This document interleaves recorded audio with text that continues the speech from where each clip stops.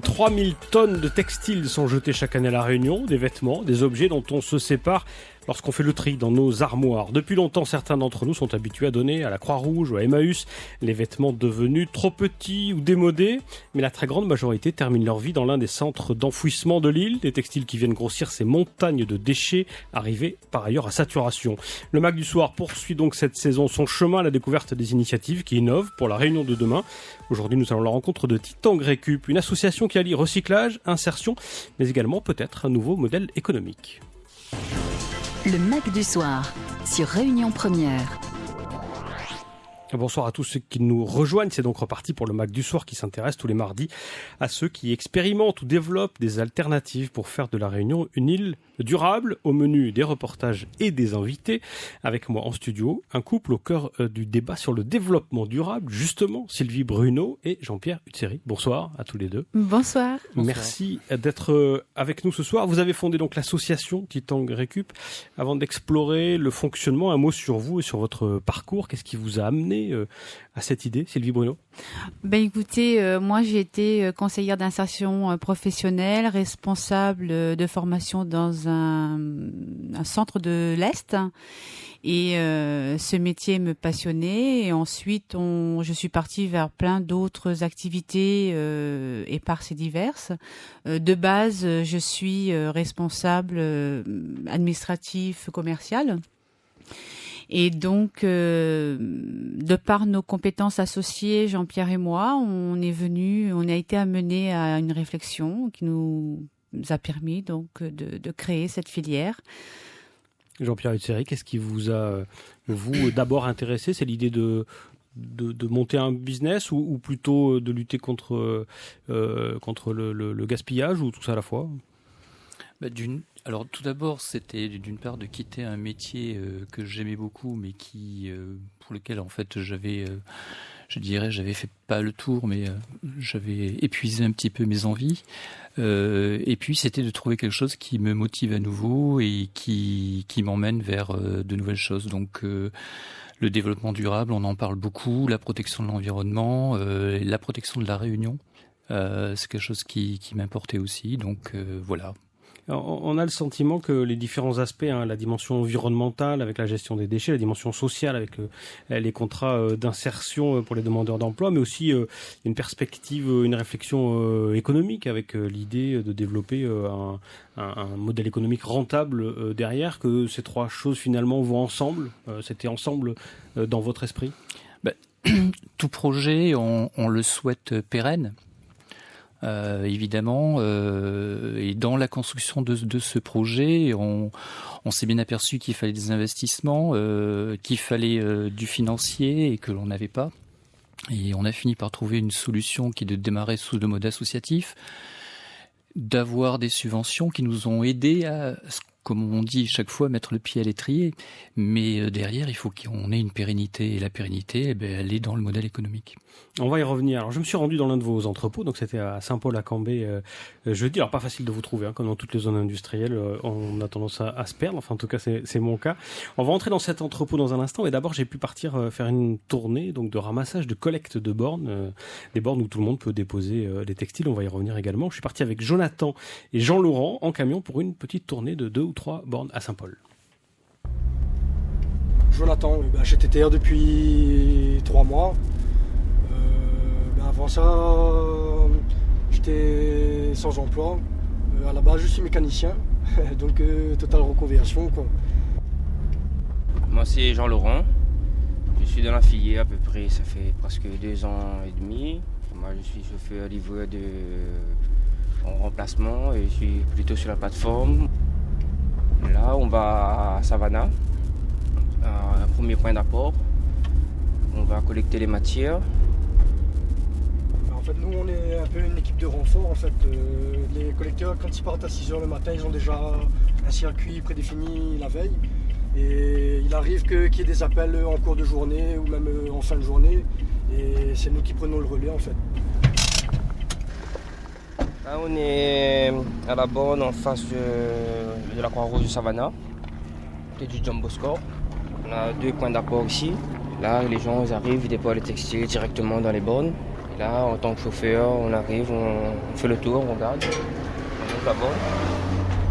Donc là, il y a les matières que les gens ont déposées. On a du textile, des chaussures, de la maroquinerie. Donc là, il y a quoi? Des jeans, Il y a des jeans, de tout, il y a de tout. Il y a des Même de la fantaisie, des bijoux. chaussures. Tombé aussi sur des jouets, des peluches. Là, comme vous voyez, par exemple, les consignes ne sont pas respectées. Nous, ce serait mieux pour nous que les textiles sont directement dans des sacs. Ça nous évite de remplir des sacs et c'est plus rapide. Il y a beaucoup de choses qui sont en bon état. Les gens, ils font le vide de leur placard et nous, on récupère tout ça. Des fois, vous discutez avec les gens, vous les croisez quand ils viennent déposer ou quoi, ça si, arrive? beaucoup, On a souvent ouais. des messages d'encouragement, que justement qu'on contribue à de bonnes choses, quoi. Et c'est vrai que quand ça vient des personnes extérieures, c'est assez agréable à entendre. Et ça nous motive aussi dans notre travail en fait. Ça arrive même aussi, comme vous voyez en face, la Croix-Rouge. Ça arrive qu'on dégorge la Croix-Rouge qui sont trop pleines de matière. Nous, on arrive, on prend toutes les matières qui ne peuvent pas traiter et on ramène ça sur la plateforme. Ça arrive qu'elles soient vandalisées, les bornes? Ça arrive, ouais. c'est pas régulier, mais ça arrive. Des gens qui essaient de ou forcer les portes, ou y mettre le feu directement, ou même mettre des bouteilles d'alcool. On se demande si vraiment. Ils savent qu'il y a des gens qui viennent récupérer ça et que c'est voué à des personnes qui sont un peu démunies. Là, comme vous voyez, on a séparé les matières, des textiles d'un sac, les maroquineries, chaussures d'un autre, pour que les matières sont plus réparties. Ça sera plus facile à trier au centre de tri là-bas.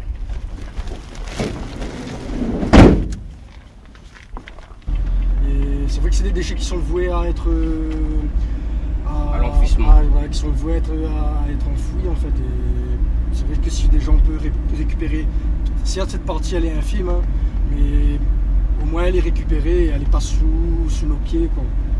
C'est vrai que j'étais mécanicien, prestataire de service, je rends des services aux gens, mais là j'ai plus l'impression de rendre service à ma population, à mon île. Bon, c'est gratifiant.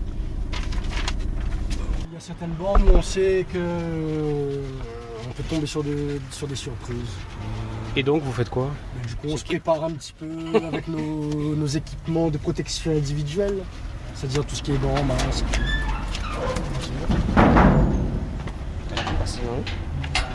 Ils sont passés déjà. Donc là, même chose. Hein, là, on peut voir qu'on a du vêtement, des chaussures. Les gens ils respectent un petit peu quand même. Ils essaient de les emballer quand même et ça fait plaisir. Ça fait plaisir. Madame. Bonjour madame, vous avez amené quoi vous?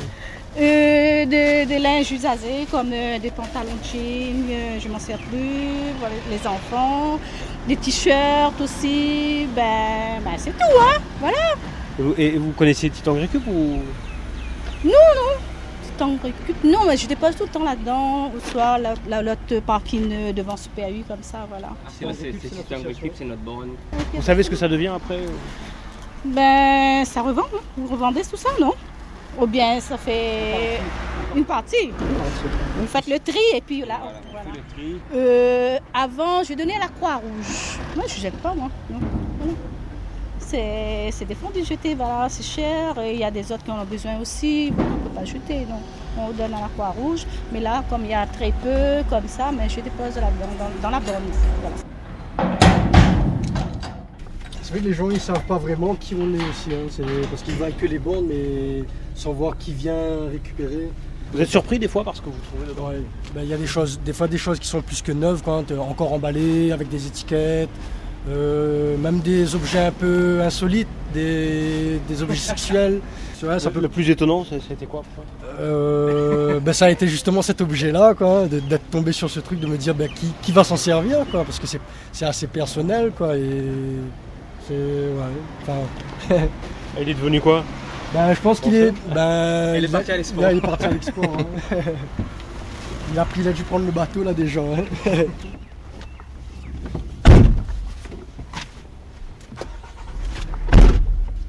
Jonathan et Jean-Laurent, qu'on va retrouver un peu plus tard, qui m'ont emmené. Donc en camion, on trouve vraiment de tout. Hein, donc les gens mettent de plus en plus de choses dans les bornes plutôt que de les jeter. Il y a une prise de conscience, vous avez l'impression, avec vos bornes? Oui, effectivement, il y a une réelle prise de conscience. Alors il faut savoir que nous sommes en partenariat avec les associations humanitaires et caritatives. Ils collectent énormément de matière, mais bien évidemment, ils n'ont pas la logistique pour traiter tout ce qu'ils peuvent collecter jusqu'alors. Avant que nous existions, leur seule alternative, c'était effectivement l'enfouissement. Et donc maintenant, dès qu'ils ont un surplus de matière, ils nous appellent et on va les désengorger sur site. Donc il y en a énormément sur le département et c'est tant mieux. Ils sont très contents que nous existions maintenant pour justement éviter l'enfouissement. Et les bornes, sinon, on les trouve partout sur l'île aujourd'hui? Vos bornes? Alors elles sont partout sur les communes avec lesquelles on a signé une convention. Et c'est pas toute l'île en fait. C'est pas encore toute l'île. Il y a toujours, je dirais, la réactivité et la partie administrative qui entre en jeu. Donc, mais ça avance petit à petit et on espère bien pouvoir signer avec l'ensemble des communes. Les gens comme Jonathan et Jean-Laurent, on va en rencontrer d'autres au fur et à mesure des reportages. Ils sont en contrat aidé globalement. Contrat à durée déterminée d'insertion. Voilà, donc en général, ils sont sur des contrats de 24 heures hebdomadaires et ils sont chez nous surtout, avant toute chose, sur un suivi social. Prioritairement. Lorsque nous avons levé les freins, ensuite on passe sur une deuxième étape qui est un test de positionnement pour savoir de quoi ils sont capables sur les compétences de base. Et à partir de ce moment-là, on met en place, au bout d'un certain temps, un plan d'action qui est à travers un bilan. On essaye d'évaluer un petit peu de quelle manière on peut les aider pour évoluer. Et surtout, en général, les personnes qui sont chez nous n'ont pas de qualification. Globalement, hein. Et donc l'objectif chez nous, c'est vraiment de pouvoir déterminer avec eux un réel projet professionnel et de les préparer, de leur redonner en fin de compte de bonnes bases pour pouvoir ensuite partir vers leur propre projet à travers une formation ou autre, parce qu'ils n'ont pas tous vocation à intégrer la filière durablement, bien évidemment, hein. Ouais, on va en reparler. Pour revenir à la collecte des textiles, il y a aussi des moments de collecte massive. C'est organisé, il y en a une bientôt, je crois. Oui, tout à fait. On a une collecte massive qui est organisée ce week-end sur le centre commercial du Parc à Sainte-Marie. Et on a un calendrier de collecte qui est planifié sur l'année, où on a séparé l'île en 4 secteurs et on se positionne 2 fois dans chaque secteur. Et donc pour connaître les dates, les lieux, c'est sur Internet, sur votre site Alors Internet. c'est sur notre site, oui, titangrecu.re, et puis aussi sur la page Facebook, puisqu'on a une page Facebook aussi. C'était le premier moyen de communiquer avec la population. Hein, voilà. Les textiles, une fois qu'ils sont collectés, vous les triez. Jonathan et Jean-Laurent l'ont évoqué. Il y a ce qui reste dans un circuit local et ce qui part à l'étranger. On va voir ça.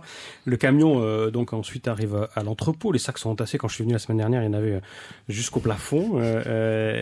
Ensuite, certains sont chargés de faire un premier tri. Ce jour-là, Elda et Natacha étaient affectées à ce poste. Elles ont expliqué leur travail avec un vocabulaire assez spécifique. On va l'entendre. Il faut vous représenter cet entrepôt assez grand. Une quinzaine de personnes au moins travaillent à l'intérieur. Elles sont debout devant des tables, trient les vêtements, les jetant dans des grands bacs numérotés. Il fait très chaud. Le bruit est assez assourdissant. C'est celui des gros ventilateurs qui sont installés au-dessus des employés. Je m'appelle Elda. Je m'appelle Natacha. Nous sommes au poste de craquage. On trie les linges qui arrivent des bornes pour les retrier ensuite. Ici, on a plusieurs catégories de rolls. Il y a tout ce qui peut resservir ici localement et tout ce qu'on envoie directement à l'export. Là, c'est quoi? Comment vous faites pour choisir?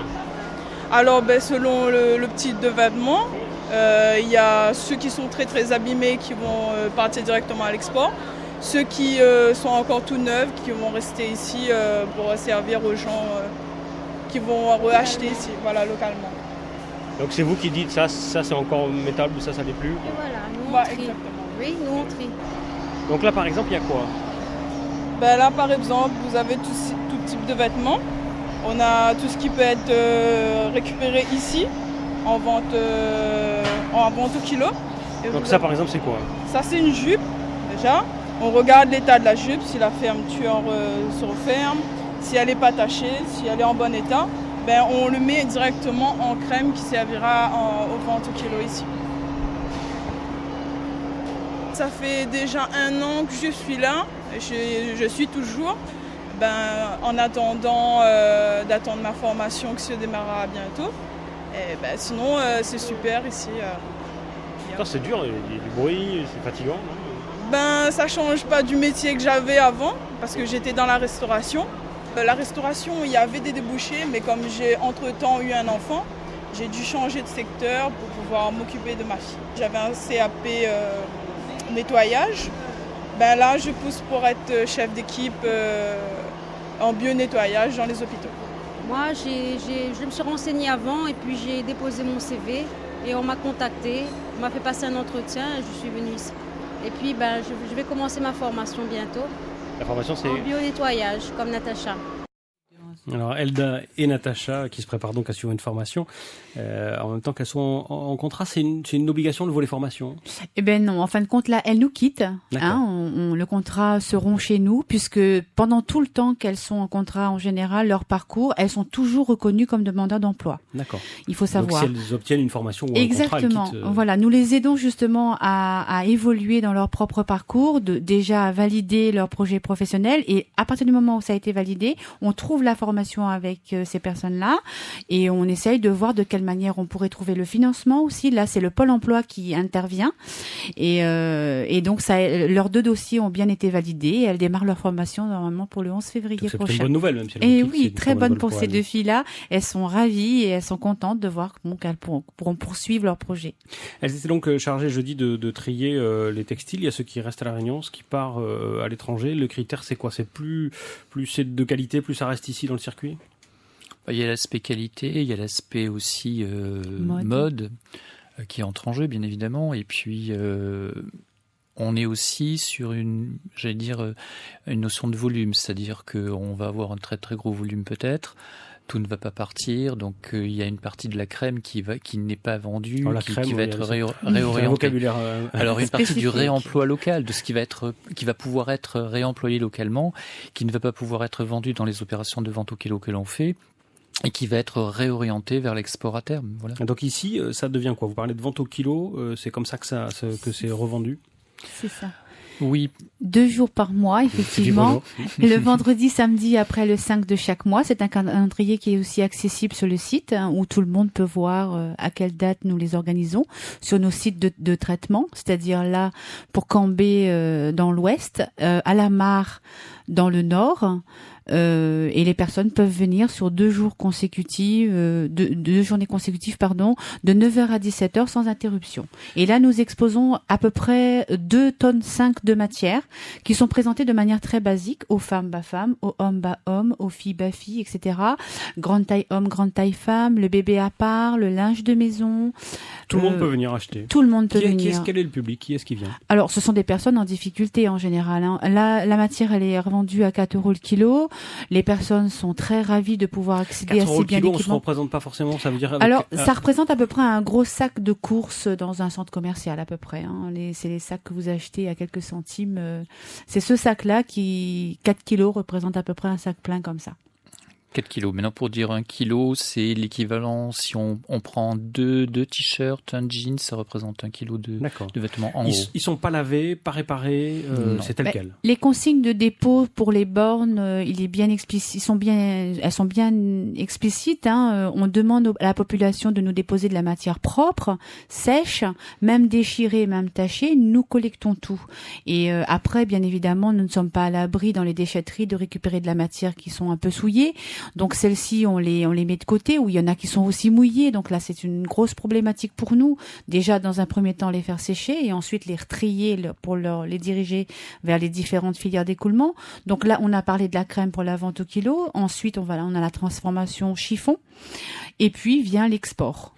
Alors, dans le tri local, jeudi, il y avait Willy qui était en train de voir, quand je l'ai rencontré, comment est-ce qu'on pouvait remettre en état un sac à main qui avait déjà bien vécu.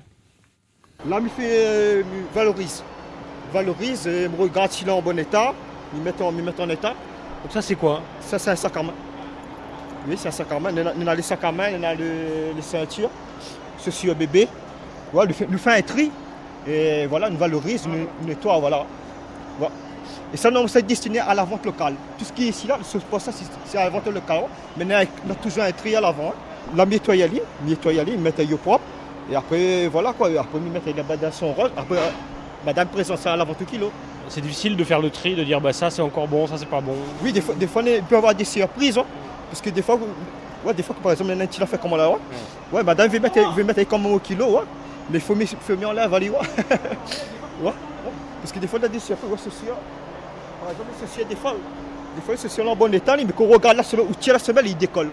Il faut toujours être vigilant. Ouais. Moi, c'est Willy. Comment vous avez atterri ici, Willy? Atterri ici par rapport à l'emploi. Parce que voilà, l'embauchement ici le boulot, et voilà, quand il était au chômage, et l'avancement beaucoup. Voilà. La réinsertion, l'association la réinsertion dans la vie professionnelle, et voilà, quoi. C'est comment même plus. Pour le boulot, oui. Moi, personnellement, j'étais sur sentier. J'étais là des sentiers, et voilà, quoi. Voilà, Willy qui passe donc des chantiers à Titan Grécup. Pas de prérequis hein, donc pour les gens qui viennent chez vous. Non, aucun prérequis. Les personnes, justement, plus elles ont des problèmes, plus c'est notre objectif hein, d'embaucher des personnes qui sont vraiment en difficulté d'insertion pour d'abord les aider à lever leurs freins. Et ça, c'est une grosse problématique. Et surtout, pour la plupart, ils ont un gros manquement, comme ils n'ont pas d'expérience significative professionnelle. Donc, ils ont un gros manquement sur le comportement et l'attitude à tenir en entreprise. Et ça, c'est le cœur de notre métier. C'est ça que vous appelez lever les freins?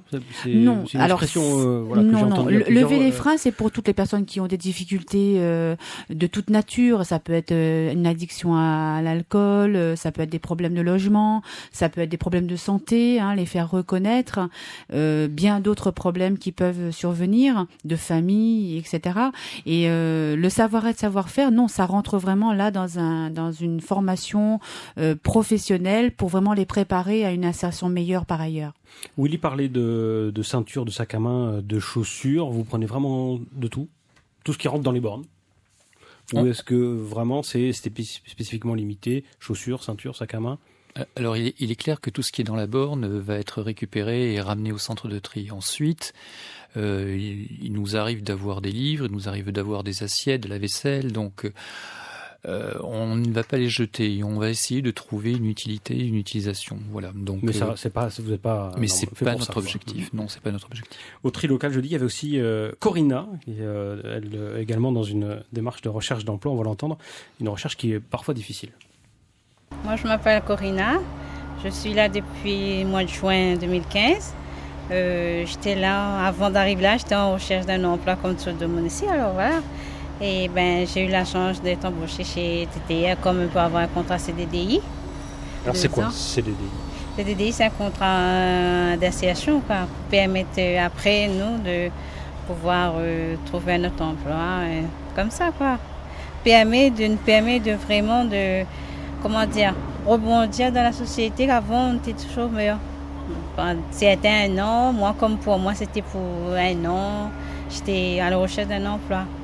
Donc, on m'a donné cette chance-là pour pouvoir rebondir plus tard, apprendre des trucs que je ne savais pas, quoi. Comme le tri, le tri vêtements pour export, bric-à-brac. Moi, je suis plutôt sur tous les bric-à-brac avec mon collègue, mais là, je suis à la crème aujourd'hui. Alors ça veut dire quoi la crème? La crème, ça veut dire c'est valoriser localement les vêtements remis à la vente pour tous les 6, 7 du mois, quoi. 1 €, 4 € le kilo. Et c'est ça qu'on fait, on trie. Donc vous triez comment? Ça se passe comment? On trie par exemple avec enfants avec enfants, femmes avec femmes, homme. Et tout ce qui est en bon état, neuf, tout ça, quoi. Je ne savais pas d'avant d'arriver là, mais ça me plaît vraiment de savoir beaucoup. J'ai appris beaucoup de choses, en fin de compte. Différents traits que nous, j'étais moi-même, dans mes affaires, j'étais sans savoir qu'on pouvait utiliser, trier, tout ça, que ça servait plus tard, quoi. Moi-même, je ne savais pas. Je n'avais pas de formation, mais c'est là qu'on m'a appris tout. Pas de formation, ça veut dire que c'est très très très difficile de trouver du travail. Ah oui, c'est très très difficile. Même quand on a travaillé dans différents domaines, mais c'est très difficile, très très très difficile. Moi-même, j'ai fait plusieurs porte à porte, dans tout domaine, mais c'est toujours le même truc. En formation, c'est dû parce qu'on n'a pas de financement. La région est due à donner des financements. Les missions locales, c'est pareil. Pôle emploi, c'est dur aussi. Donc, on galère vraiment pour trouver un emploi. Et moi, j'ai eu la chance d'être ici, quoi. De la chance d'être ici, dit Corinna. En même temps, c'est des salaires qui restent très très faibles. Un contrat d'insertion, ça fait quoi à peu près? Ça, 700 € à peu près, hein, Jean-Pierre. Oui, hein. 780 €. C'est le tarif du SMIC horaire, mis à part que c'est sur 24 heures et non 35 heures. Donc c'est vrai que ça fait un petit salaire. Est-ce que ce qu'ils apprennent, le temps qu'ils sont chez vous, ils peuvent le valoriser après dans d'autres emplois? C'est ce qu'ils disent, ce qu'ils m'ont dit souvent. Ils m'ont dit, oui, j'apprends des choses nouvelles. Ils apprennent surtout un savoir-être, un savoir-faire, c'est-à-dire être ponctuel à leur travail. Savoir travailler en équipe pour ces personnes qui sont en difficulté n'est pas chose facile tous les jours. Et ça, le comportement, les attitudes, si c'est pas vraiment ce que l'on nous attend, ce que l'on attend en entreprise, si ça fonctionne pas chez nous, ça ne fonctionnera nulle part ailleurs. Et ça, je ne cesse de leur dire, si vous ne faites pas attention aux règles, aux conditions de travail, aux règles d'hygiène, de sécurité et tout ce qui englobe une prise de responsabilité lorsqu'on travaille dans une entreprise, ça ne pourra pas marcher ailleurs. Et ça, ils en sont conscients. Alors, il y en a un qui est pas depuis très longtemps avec vous dans l'association, mais qui est très content d'être là, qui a découvert un univers qui l'intéresse. On l'a déjà entendu un peu tout à l'heure, c'est Jonathan. Je vous propose de le retrouver, lui et Jean-Laurent, dans leur camion pour la suite de la tournée de ramassage des bornes. C'est d'abord Jean-Laurent qui parle. J'étais à la recherche d'un emploi. Je me suis présenté, j'ai accepté, j'ai travaillé et la filière m'a plu.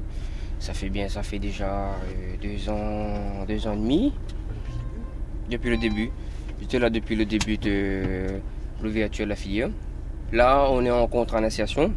Mais comme l'association est en train de se développer, on est en train de grossir, d'avancer pour créer de l'emploi durable. C'est pour ça il faut qu'on traite un certain nombre de matières, un certain nombre d'exports pour pouvoir créer de l'emploi et d'avancer. On a des ateliers de chantier d'insertion. Là-dedans, on nous apprend à faire des recherches d'emploi, à postuler pour des dot off et à nous former dans le métier qu'on veut. En ce moment, avec la CIP, on travaille sur un projet. C'est pour me former un agent technicien portuaire pour pouvoir évoluer ma carrière de ma vie. Et le fait d'avoir travaillé avec Titan Récup, ça peut être un bon tremplin. C'est ça, c'est un beau tremplin, ça m'a donné confiance en moi, ça m'a donné de l'expérience, de la rigueur, et j'en suis fier parce que quand on est sorti de l'emploi, quand on est loin de l'emploi, on n'a pas vraiment la conscience professionnelle. Avec Titan, on apprend à ça, on apprend à être bien, à être un bon employé. Et c'est vrai que tout ce staff qu'il y a autour de nous là, pour l'insertion, c'est une très bonne chose. Hein, parce que je regarde moi, personnellement, jamais été dans le sens de me dire que je vais aller voir les gens, leur dire oui, mais j'ai besoin de ça. Et c'est vrai qu'ici, avec TTA, on a cette facilité, cette aisance de pouvoir prendre ces choses qui viennent d'eux, en fait. C'est cet accompagnement, cette aide sociale qu'il y a autour. C'est vrai que beaucoup de personnes là ici, on a tous nos soucis, hein, mais c'est vrai qu'on a l'impression d'être soutenu en fait. C'est pas une impression, c'est qu'on est soutenu et on voit qu'on s'intéresse à nous, qu'on n'est pas délaissé, quoi, que malgré qu'on ait nos soucis, il y a toujours des solutions. S'il y a un problème, c'est qu'il y a une solution et ils sont là pour nous aider justement à trouver cette solution et pouvoir sortir la tête de l'eau, quoi. C'est vrai que quand on ne travaille pas, on a un peu de mal à être dans cette société-là d'aujourd'hui. Hein. J'ai pas vraiment l'impression de me dire que je contribue à de bonnes choses. J'avais pas cette envie de me lever le matin, de faire mon travail et de me donner à fond tous les jours, quoi. De voir autant de gaspillage, de voir et comme je disais tout à l'heure, de savoir que ces déchets-là, ils vont se taire, quoi. Et c'est pas des choses qui sont biodégradables, ça fait pas du bien à notre nature, quoi. Et pourtant on sait très bien qu'on a une très belle île. Je suis content de contribuer à ça, c'est un plaisir, quoi, c'est un plaisir. J'espère intégrer la filière durablement, hein. J'espère être un acteur sérieux dans cette filière-là, et j'ai pas envie que d'être de passage. J'ai envie, comment dire, peut-être pas laisser une trace, hein, mais grandir avec la société, quoi, grandir avec l'association déjà, hein, et qui deviendra société après par la suite, hein, parce qu'on est en pleine expansion et ça fait du bien, ça fait plaisir. Je crois que chez moi j'ai encore de la force, je peux encore câliner ma copine, pas de souci, hein. Et en plus que quand je fais le débriefing dans cette journée avec elle, c'est avec plaisir, quoi. Il y a de la fierté. Voilà, c'est de la fierté en fait, ouais, voilà. On a un mot, de la fierté, ouais. De la fierté.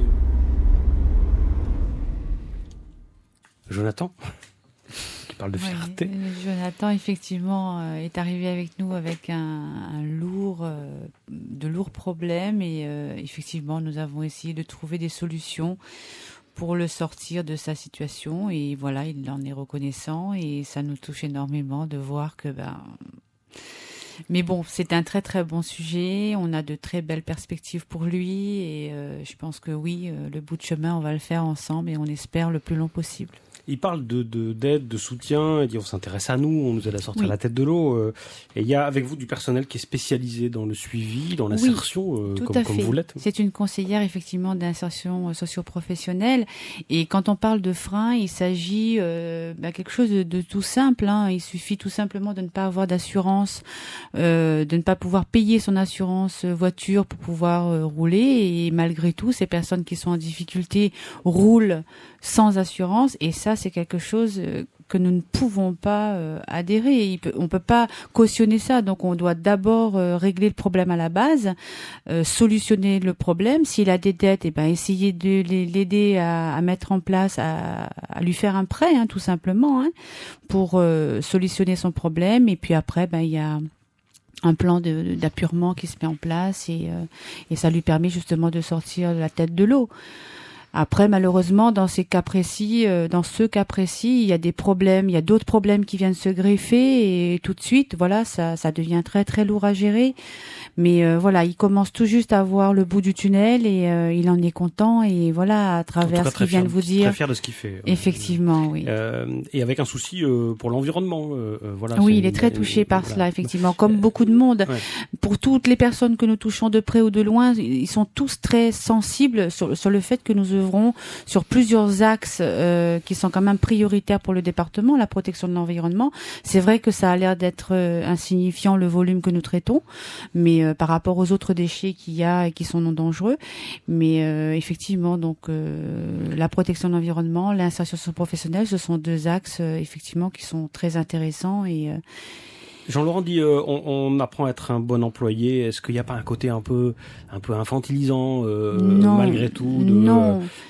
Inconsciemment, de par leur non-expérience professionnelle, ils ont des attitudes et des comportements qui ne sont pas adaptés. C'est-à-dire qu'ils vont se dire des choses.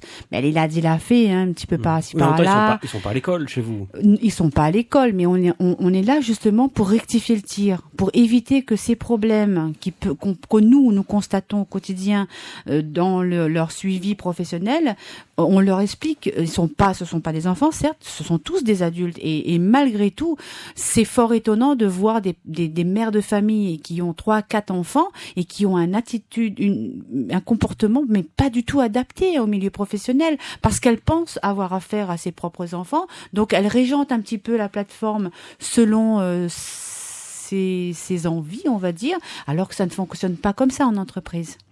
Alors, on va revenir au parcours du textile et aux gens qui travaillent dans la plateforme à Titanguay Récup avec Marie-Noël qui s'occupait donc ce jeudi quand je suis venu rendre visite, elle s'occupait de trier les vêtements destinés à l'export.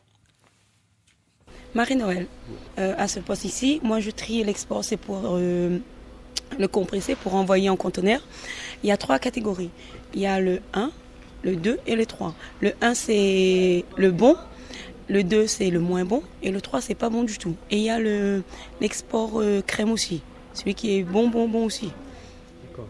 Et comment est-ce que vous déterminez ce qui va dans le 1, le 2, le 3 ? C'est quand vous choisissez. Par exemple, là, ce que vous avez devant vous, vous allez faire quoi là ?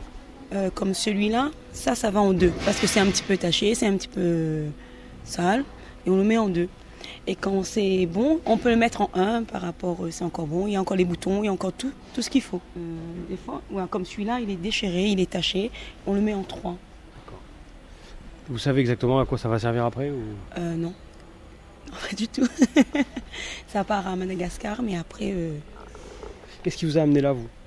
Moi, c'était Pôle emploi qui m'a téléphoné un beau après-midi pour demander si je suis encore à la recherche d'un emploi. Je lui ai dit oui. Et voilà, jusqu'à aujourd'hui, ça fait depuis le début de l'entreprise, je suis ici. Ouais. Ça fait bientôt 2 ans que je travaille ici. Et alors l'avenir maintenant, c'est quoi ? Je sais pas. Là, pour l'instant, ça va, je me plais ici. Et voilà, quoi. J'espère qu'il y aura un bon truc à la fin. Un bon truc, quoi. C'est possible de rester dans cette association qui pourrait devenir entreprise, c'est ça l'idée ? J'espère. Ouais. J'espère. Moi, avant, je ne travaillais pas. Et je retrouvais un emploi. C'était pas mon but. Ici, je ne travaillais pas dans les vêtements. Moi, je suis plutôt avec les enfants.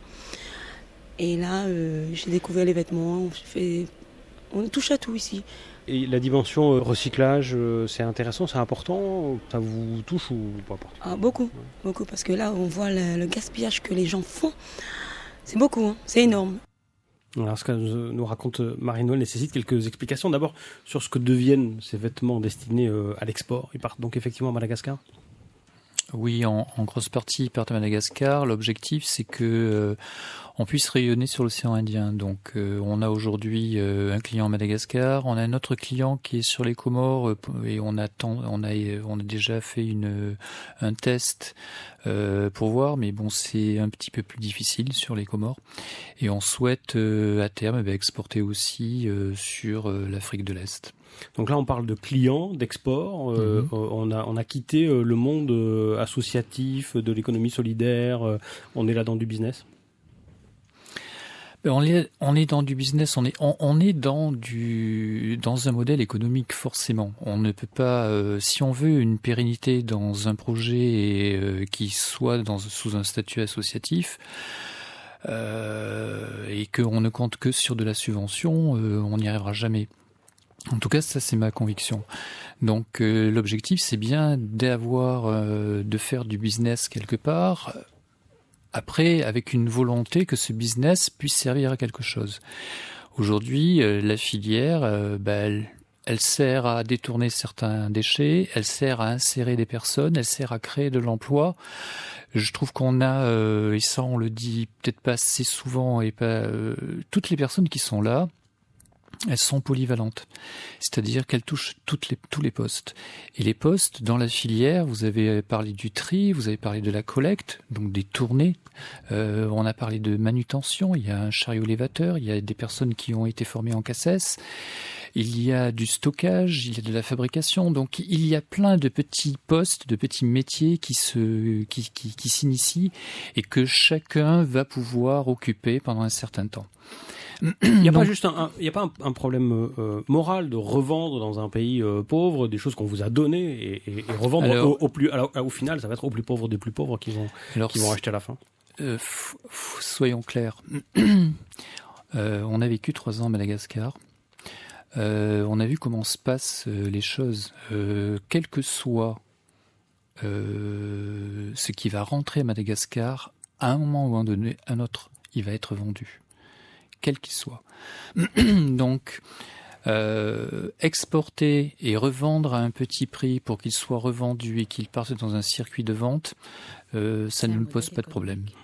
On a entendu Marie-Noëlle, Jonathan, Jean-Laurent évoquer la transformation de l'association en entreprise. On va en parler dans un instant. D'abord, une dernière rencontre avec un des derniers postes de la chaîne. J'ai rencontré Samuel qui était à la presse. Il s'agit, lui, donc de compresser au maximum le textile grâce à une presse mécanique. C'est Samuel. On est dans la zone de presse. Tout ce qui sont à l'export, on met dans le bac à presse, on fait tourner la machine et on presse en balles de 45 kg. Compliqué ? C'est plutôt la manutention, un peu de manutention, mais sinon ça va. Voilà, il faut rester un peu debout, accroupi, physique en fait. C'est beaucoup physique. C'est pressé, c'est mis dans les conteneurs, c'est exporté dans les pays pauvres. Moi, en fait, comme J'ai un diplôme dans le domaine de l'environnement. Comme j'ai eu déjà des expériences dans le tri, ça m'a attiré. Je voulais savoir c'était quoi, comment ça se passait et ben voilà. Ben aujourd'hui je suis là. Et avec des perspectives un peu d'avenir, ou l'idée c'est quoi? C'est de faire un passage ici puis d'aller trouver un vrai travail après ailleurs? Ben en fait, moi, comme j'étais dans mon ordre d'emploi, ben pour moi, ben après peut-être plus tard, soit faire partie de l'entreprise ou aller ailleurs si c'est possible. Comme on dit, ben, y a trop de vêtements qui partent en enfouissement. Pour moi, c'est important de travailler dans ce domaine de l'environnement en fait, et redonner une vie, de réutiliser des vêtements quasi neufs en fait. Pour moi, c'est important. Il y a de l'avenir? Ouais, beaucoup d'avenir. Il y a de l'avenir, dit Samuel. Alors Sylvie Bruno et Jean-Pierre Hutzeret, est-ce qu'il y a de l'emploi durable pour ceux qui sont avec vous, qui vous accompagnent pour l'instant? Oui, effectivement, on a déjà créé 8 postes fixes. On envisage bien, on avait prévu dans nos prévisionnels, d'embaucher à terme une trentaine de personnes sur des postes durables. Et les postes en contrat aidé, nous sommes sur une quarantaine de postes globalement. Mais là, on est sur 2 centres de tri. Notre souhait, ce serait super de pouvoir créer de l'emploi sur les autres secteurs, dans le sud par exemple et dans l'est. C'est tout à fait possible. Si vous quittez le secteur associatif pour devenir une vraie entreprise, vous perdez des subventions. Est-ce que c'est encore viable? Une entreprise d'insertion. Si nous quittons, de toute façon, il n'est pas possible de quitter l'association puisque ce sont des modèles qui vont obligatoirement se compléter. Et l'entreprise d'insertion pourra effectivement permettre à d'autres personnes d'intégrer la filière de manière durable. Mais c'est un tout autre schéma. Je laisse Jean-Pierre finir sur ces aspects-là. Oui, la filière, je dirais l'avenir de la filière, c'est d'autres axes de transformation et on va avoir un nouvel axe qui va démarrer dans quelques temps, cette année en tout cas. C'est d'autres... Qui sera ce qu'on appelle la transformation textile. Et là, c'est la fabrication à grande échelle de produits à base de produits. Ça demande un investissement, on imagine, important. Non, pas trop. On est encore sur un modèle, je dirais, à peu d'investissement. Par contre, à terme, par rapport au volume que l'on envisage de collecter, puisque vous le disiez au début de l'émission, 3000 tonnes, si on arrive à ces 2000 ou 3000 tonnes, là on sera sur des modèles beaucoup plus complexes, industrialisés, et là avec beaucoup plus d'investissement, et on l'espère. Et c'est ce qui nous permettra d'avoir du développement durable. Merci à vous Sylvie Bruno, Jean